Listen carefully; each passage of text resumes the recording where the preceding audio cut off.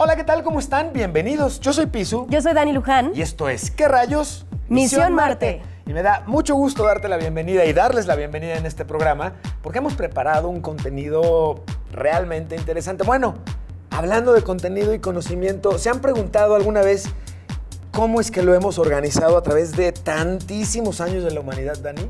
Claro, porque antes pasaba el conocimiento de generación en generación contando historias. Por ejemplo, claro. Pero podía ser también como el riesgo de un teléfono descompuesto. Exactamente, y además lo hemos visto en guardar conocimiento en las paredes, a través de los dibujos y pinturas rupestres que hacían en piedra, en papiros que ahora están como súper delicados para que no se vayan a destrozar con el cambio climático y toda la contaminación y todo esto.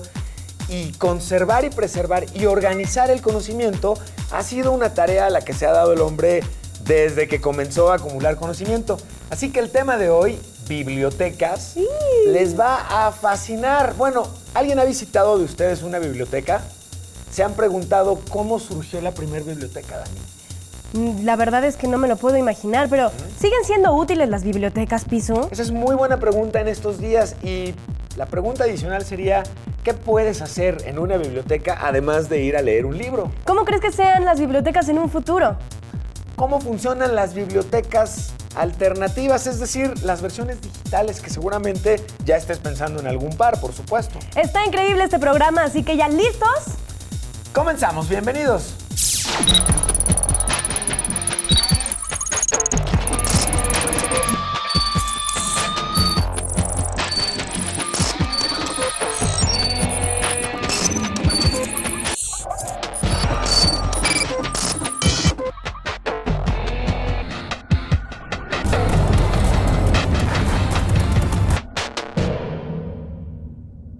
El primer libro en ser impreso con la imprenta moderna fue la Biblia. En Noruega, el gobierno compra 1000 copias de cada libro publicado en ese país para distribuirlo entre diferentes bibliotecas. La biblioteca más antigua que sigue en funcionamiento es la Biblioteca Nacional de Francia, que abrió en 1368. La librería más pequeña del mundo está en Nueva York y tiene capacidad para una persona. En los Estados Unidos de América hay más librerías públicas que restaurantes de hamburguesas. Pisu, cuando piensas en un lugar de recreación, ¿qué lugares piensas? Pienso en la playa. Ok. O en el parque. ¿Tú? Yo pienso en una nave que va a Marte.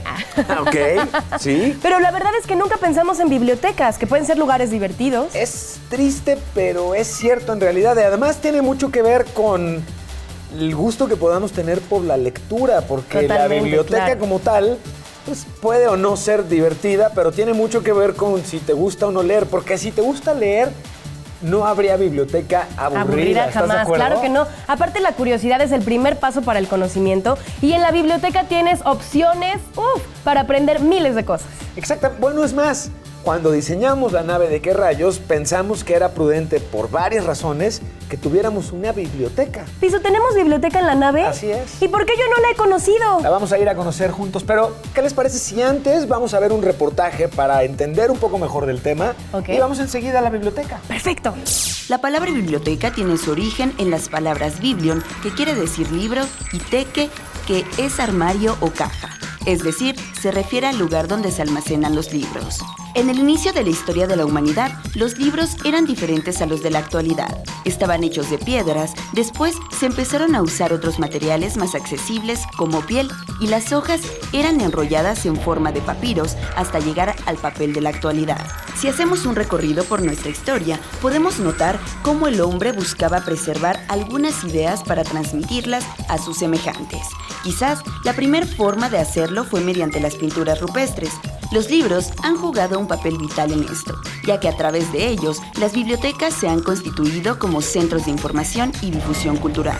La biblioteca más antigua del mundo se fundó en la antigua Babilonia aproximadamente 3000 años antes de Cristo. En ella se encontraron escritos en tablas de arcilla. En Mesopotamia y Egipto hay registros de antiguas bibliotecas, pero fue en Grecia donde hubo un mayor acceso a las bibliotecas, ya que ahí apareció la escritura alfabética, la que usamos en la actualidad, y se extendió la enseñanza y el hábito de la lectura. Parte de la herencia de la cultura griega fue la Biblioteca de Alejandría, que en su momento fue la más importante del mundo. Desgraciadamente, casi todo el material de esta época no fue preservado y solo se puede observar en algunos museos. Fue hasta después de la Edad Media, en el Renacimiento, cuando la preocupación por el conocimiento, la imprenta y la mayor producción de libros fundamentaron los cimientos de las bibliotecas como las conocemos en la actualidad. Hoy, las bibliotecas tienen un rol fundamental para la sociedad. Tienen recursos y servicios que ofrecen la oportunidad de aprender. Sirven como apoyo a la alfabetización, educación y capacitación técnica, además de que ayudan a dar forma a las nuevas ideas y perspectivas hacia el futuro. De igual forma, las bibliotecas permiten mantener un registro de todos los conocimientos creados y acumulados por las generaciones pasadas. Si no hubiera bibliotecas, sería muy complicado avanzar en la investigación y preservar el patrimonio cultural de la humanidad. Mahatma Gandhi dijo: "Ninguna cultura podrá sobrevivir si intenta ser exclusiva". El compartir y reutilizar la información y conocimientos es una de las funciones más importantes de las bibliotecas.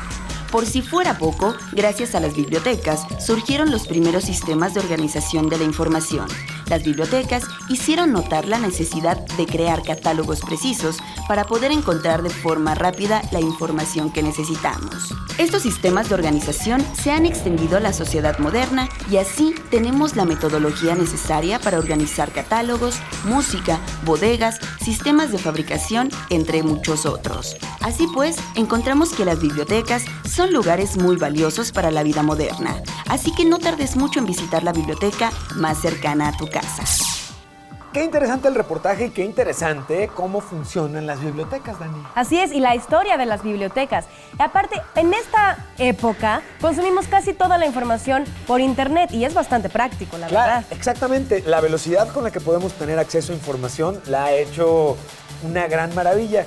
Y eso quizá los haga preguntarse a ustedes, bueno, ¿y por qué querría entonces yo ir a una biblioteca?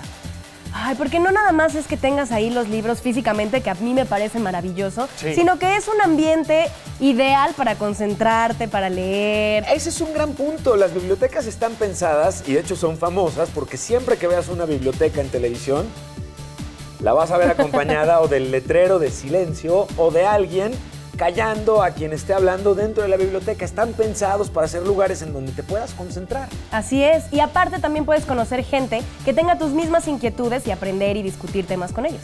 Brindan talleres sobre temas específicos y eso te permite adentrarte mucho más en algo en particular que te interese. Así es. Así que les voy a presentar la biblioteca que tenemos aquí en Qué Rayos y vamos a teletransportarnos rápidamente dentro de la nave a la voz de 3. 1, 2...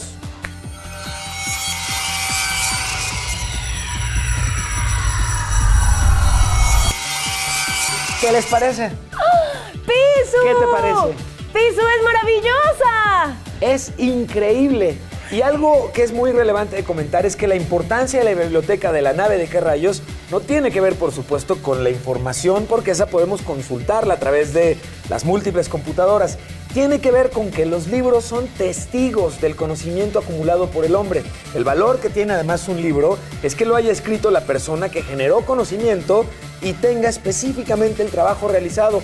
Después viene la práctica cosa de poder buscar, claro, imprimir, copiar y pegar parte de esa información para generar más contenido y conocimiento. Con esto, bueno, has potencializado mi diversión en esta nave. Es espectacular, así que si les parece bien, mientras nos vamos a dar un rol, porque ya vieron que es muy grande la biblioteca, es como la TARDIS del Doctor Who, es más grande por adentro, pero vamos a... ¡Ay! Estamos recibiendo un mensaje y ya sabemos, eso quiere decir que tenemos información específicamente preparada para ustedes que los invitamos a ver a continuación y regresamos. Así es, vamos a la Tierra. Ya ha llegado un momento que disfrutamos mucho en la nave de Qué Rayos y en el programa y es la oportunidad de platicar con expertos alrededor de los temas que te estamos compartiendo. Así es, hoy nos dio espacio el director de Biblioteca Vasconcelos. Se trata de Daniel Goldin Halfon y nos da mucho gusto poder enlazarnos desde aquí, desde la nave de Qué Rayos, al planeta Tierra con don Daniel. Muchísimas gracias por esta oportunidad.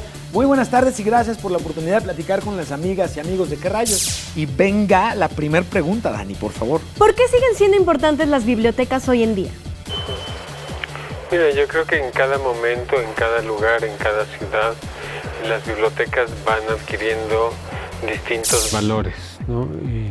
En muchos momentos en esta ciudad la biblioteca es como un remanso, un lugar en donde uno puede encontrar en principio mucha quietud, no el silencio sepulcral de los cementerios, sino un lugar en donde uno se puede comunicar consigo mismo, comunicar con otras personas, sentir cómodo haciendo lo que sea. Para los niños que nos están viendo en este momento, ¿qué servicios se ofrecen a los usuarios y para ellos, para los niños en particular? Mira, para los niños hay muchas actividades y también hay muchos servicios. Nosotros de entrada tenemos más o menos 40,000 libros diferentes. Tenemos películas y tenemos también audios, CDs. Nosotros prestamos CDs, prestamos con música y con audiocuentos. Acá hay libros sobre deportes, hay libros sobre música, hay libros sobre ciencia, sobre dinosaurios, sobre muchos temas y te los puedes llevar a tu casa. Esta es una duda que yo he tenido siempre. ¿Cómo le hacen para organizar toda la información que hay en una biblioteca? Es un problema bonito.